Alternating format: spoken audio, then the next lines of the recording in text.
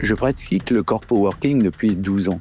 Quand j'ai créé mon entreprise, plutôt que de chercher des bureaux tout seul ou rester chez moi, je me suis rapproché d'une autre société qui m'a hébergé, mes salariés et moi-même pendant des années.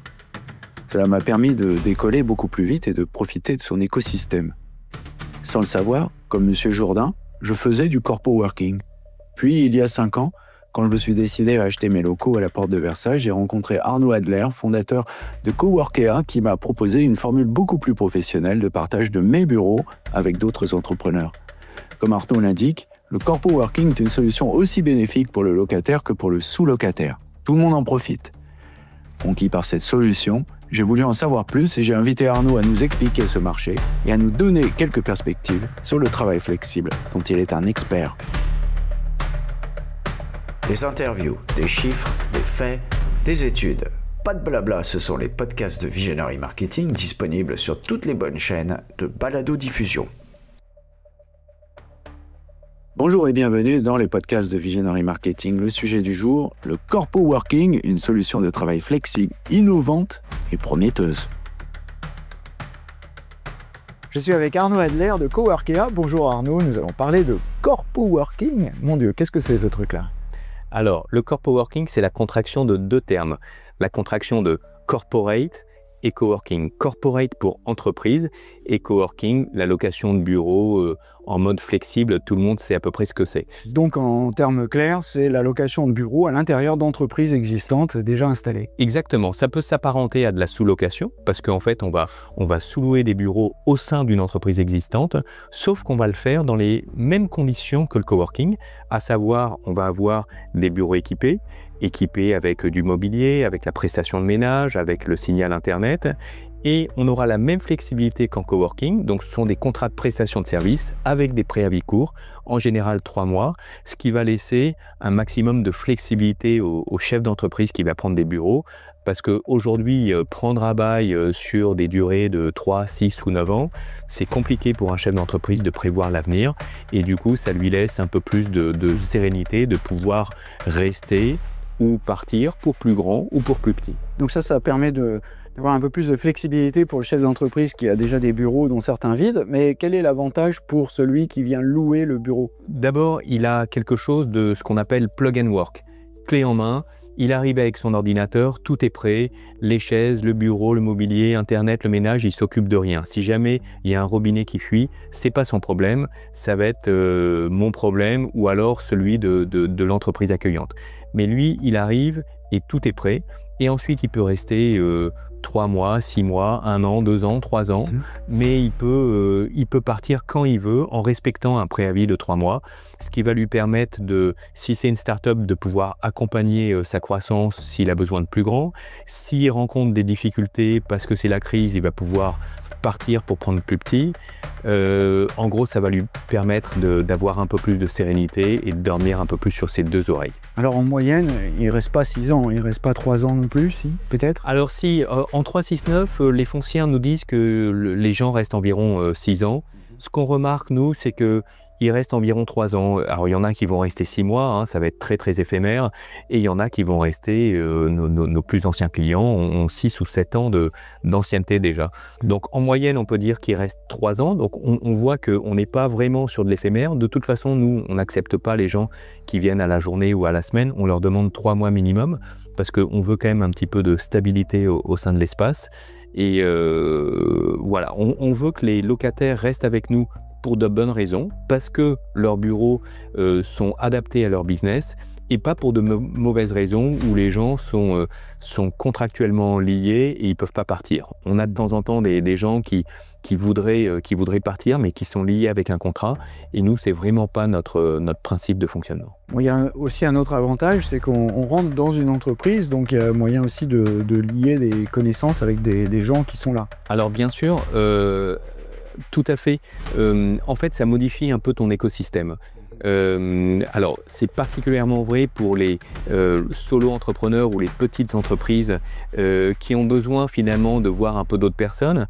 Finalement, quel que soit notre secteur, on a tous quelques points communs, à savoir recruter des clients, les fidéliser, parfois recruter des collaborateurs et les fidéliser, ensuite gérer, s'organiser, facturer, faire du recouvrement. Donc il y a plein de tips, d'astuces qu'on peut s'échanger. On a besoin de communiquer, on a besoin de faire du marketing.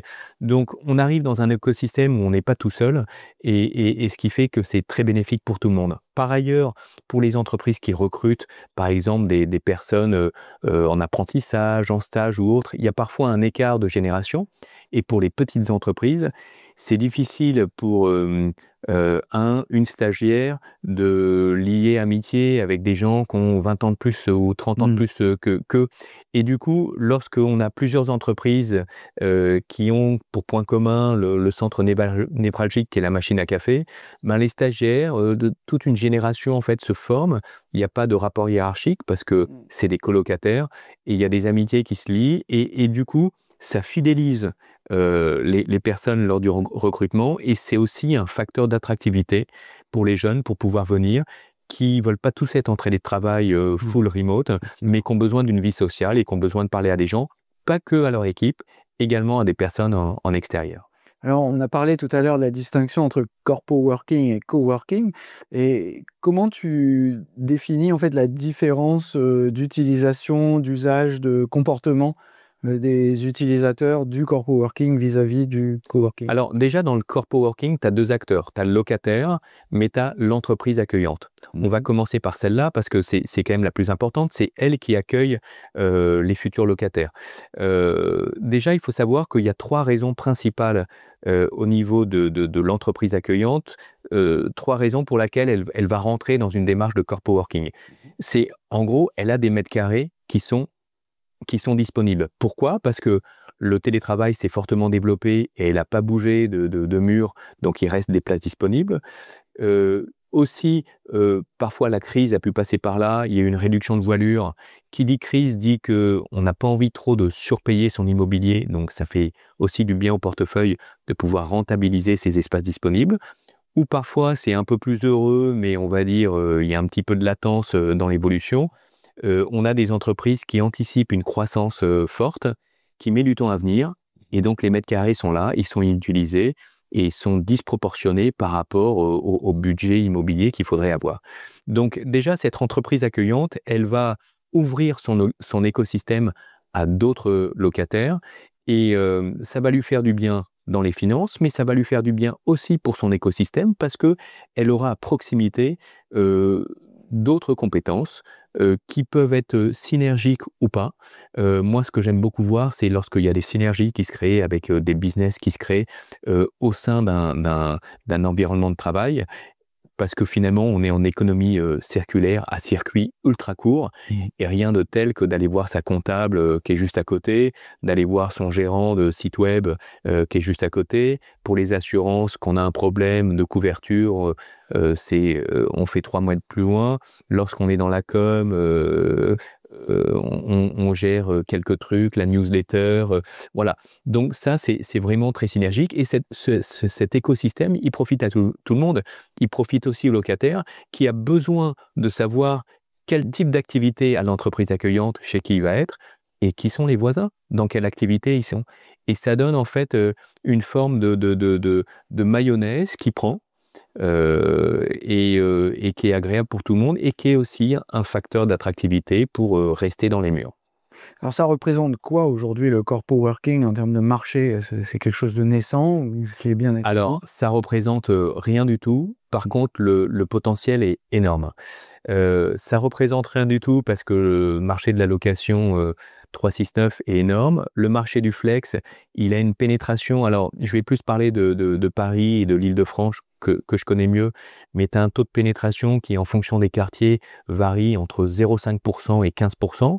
Quand tu es dans le centre, vers les quartiers prisés de 2e ou 9e, tu peux être autour de 15% de taux de pénétration du flex par rapport au traditionnel. Quand tu es dans le 15e à Paris, c'est plutôt 0,5% par exemple. À Londres, tu as un taux de pénétration du flex qui est de 25%. Wow. Voilà. Et au sein du flex, la sous-location, le coworking, c'est pratiquement rien. C'est quelques pourcents. Tu as tu as beaucoup de personnes qui essayent de le faire en direct, mais finalement, ça prend beaucoup de temps parce qu'ils n'ont pas les bons relais et pas tout le réseau. Et si on professionnalise cette démarche, on est très, très peu à le faire, en fait. Il y a des sites web aussi qui font ça, je crois, non? Oui, mais plutôt en direct, en fait. Donc, du coup, ça va être une entreprise accueillante seule qui va faire la démarche d'aller offrir ces espaces à d'autres personnes. Nous, l'avantage en tant qu'opérateur de coworking, c'est qu'on a une couverture vraiment très très large parce qu'on va travailler avec tous les brokers de la place, que ce soit les brokers traditionnels ou les brokers spécialisés en flex. Et on a notre propre marketing qui est très très orienté flex office, corpo working. Donc ça fait que aujourd'hui, on manque plutôt de stock. On va dire, on a une cinquantaine d'emplacements sur Paris et sa banlieue. On a choisi pour l'instant de rester sur l'Île-de-France et on a quelques offres encore, hein, parce qu'il y a toujours un peu de turnover, mais on manque plutôt d'espace à proposer. Et pourtant, on construit encore d'énormes bureaux, pas très loin d'ici. Oui, la tour Triangle, c'est sûr, 70 000 m² de bureaux, on se demande comment ils vont être occupés. Alors, certains spécialistes disent si, c'est utile on manque de grands sièges aux bonnes normes pour les entreprises internationales. Ok, mais ça va faire un appel d'air considérable si jamais cette tour est remplie, parce que derrière, il y a énormément de bureaux sur Paris qui sont déjà vides, qui vont l'être encore plus. La Défense, on a un taux de vacances, alors je sais plus, mais c'est autour de 15 ou 19% de taux de vacances à la Défense. Enfin, c'est juste monstrueux. Donc, on traverse une crise immobilière sur les bureaux qui est vraiment très profonde. Et en même temps, on voit qu'il y a énormément d'intérêt pour la flexibilité. Et donc, les gens qui vont vers cette démarche en fait de flexibilité vont avoir un meilleur rendement, un moins de vacances locatives que s'ils attendent la solution 369 où on n'a rien à faire parce qu'il y a une prise à bail. Ça devient tellement hypothétique qu'on est en train quand même d'évoluer vers un système un peu plus flex. Alors, si on te demande de prendre ta boule de cristal et de nous dire comment le monde du travail va évoluer dans les 15-20 ans qui viennent, c'est pas facile à imaginer, mais enfin, comme tu es très fort, tu vas y arriver. Comment tu vois ça évoluer? On va continuer à construire des bureaux alors que finalement ils sont vides? Il y a peut-être une autre raison d'ailleurs pour lesquelles on construit des bureaux? Alors, 15-20 ans, je me garderais bien de faire une telle prévision, déjà demain ou après-demain, mais à quelques années. Écoute, moi, je ne comprends pas en fait. Je ne comprends pas toutes ces constructions de bureaux. On manque de logements par ailleurs, on a pléthore de bureaux. Le télétravail s'est fortement développé. Alors, on revient un peu en arrière, mais malgré tout, les entreprises, on va dire, sont en train de se stabiliser à 1 ou 2 jours de télétravail par semaine. Disons un jour de télétravail par semaine, ça fait déjà moins 20% de besoins en matière de bureaux. Indépendamment de tout ce qu'on a construit, ça fait quand même, à un moment, l'offre et la demande doivent s'équilibrer. Aujourd'hui, il y a tellement de bureaux. On a aussi un problème de conceptualisation en fait de l'occupation des bureaux. Aujourd'hui, la valorisation d'une foncière, elle n'est pas tellement sur sa rentabilité, elle est sur l'engagement. Donc, je te donne un exemple. Une foncière qui a plein de bureaux, qui va avoir, je dis n'importe quoi, vraiment, un rendement de 4%, mais un engagement sur 10 ans, sera mieux valorisé qu'une foncière qui a un engagement sur 3 ans, mais une rentabilité de 6,5. Alors qu'in fine, ce qu'on veut, c'est quand même que ça crache un petit peu d'argent. Donc, tant qu'on aura cette façon de penser, ça va être compliqué. Chercher l'engagement, c'est bien, mais à un moment, il faut chercher la rentabilité et la flexibilité qui peut être perçue comme un facteur de risque de vacances locatives. En fait, chez nous, ce dont je m'aperçois, c'est que c'est plutôt un facteur de réassurance. Pourquoi? Parce qu'on est davantage sur du multilocataire que sur du monolocataire. Et moi, quand j'ai un client qui est dans un bâtiment de bureau opéré, par exemple, que j'opère, parce qu'on ne fait pas que du corpo working, mais aussi du bureau opéré. Si jamais j'ai un client qui s'en va et c'est mon premier en chiffre d'affaires, ben, ça va être que 20% de mon chiffre d'affaires. Donc, il me reste quand même 80% de mon chiffre d'affaires qui reste là et à moi, en fait, de recompléter mes locataires. Tandis que quand on a un immeuble et on a un monolocataire qui s'en va, ben là, on a 100% du chiffre d'affaires.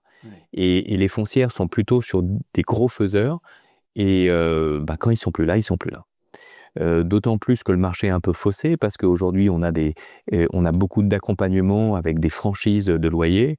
Mais moi, je rencontre pas mal d'entreprises qui, après avoir accepté leur franchise en contrepartie d'un engagement long, ben, se retrouvent à plus pouvoir répondre à leurs obligations. Donc là, on a un vrai problème. On est pris en ciseaux entre les charges et les revenus insuffisants qui ne viennent pas.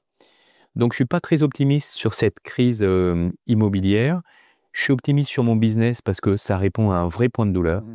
Un point de douleur où on a d'une part des mètres carrés qui sont inoccupés et sur lesquels il faut accepter de changer de modèle, et d'autre part des entreprises qui ont besoin de mètres carrés, mais qui ne veulent pas avoir des mètres carrés à tout prix et qui ne veulent pas s'engager. Donc, tu me demandais une prévision à 15-20 ans.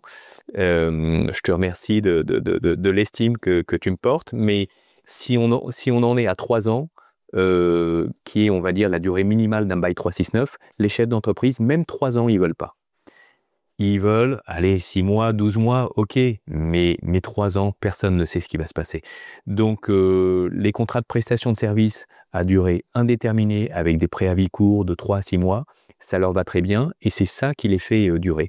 Je vais te donner une anecdote. J'ai un client là qui prenait un bureau quelque part sur un de nos sites et il était prêt à partir et je lui ai dit, écoute, donc partir, préavis de 3 mois et on y va. Et je lui ai dit, écoute, je t'enlève le préavis. Plus de préavis. C'était un bureau un peu particulier, donc voilà, je t'enlève le préavis, tu pars quand tu veux. Et il est encore là 6 mois après. Pourquoi ? Parce que comme il ne se sent pas engagé, il est beaucoup plus libre et finalement il reste. Donc c'est un peu l'essence du truc, c'est de dire, il ne faut pas engager les gens, c'est grâce à ça qu'on va les retenir. Donc c'est le corpo working et la flexibilité sont certainement promis un bel avenir, peut-être pas à 20 ans parce qu'on n'est pas capable de prévoir aussi loin, mais en tout cas dans un futur prévisible. Oui, j'espère. Et même en termes de confort, on est pas mal parce qu'on s'aperçoit sur les statistiques qu'on a des densités au mètre carré qui sont bien meilleures en corpo working qu'en coworking où on est un peu serré, où on cherche un peu à optimiser. Là, en fait, en corpo working, on cherche d'une part à pas perdre d'argent.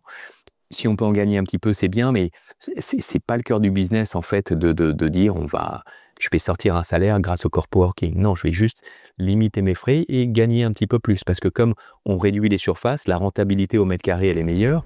On vend de la flexibilité, on vend des services, donc on s'en sort plutôt bien. Mais malgré tout, ça reste vraiment intéressant pour les deux parties. Merci Arnaud. Merci Yann. Surtout, n'oubliez pas de mettre une bonne note à ce podcast si vous l'avez apprécié.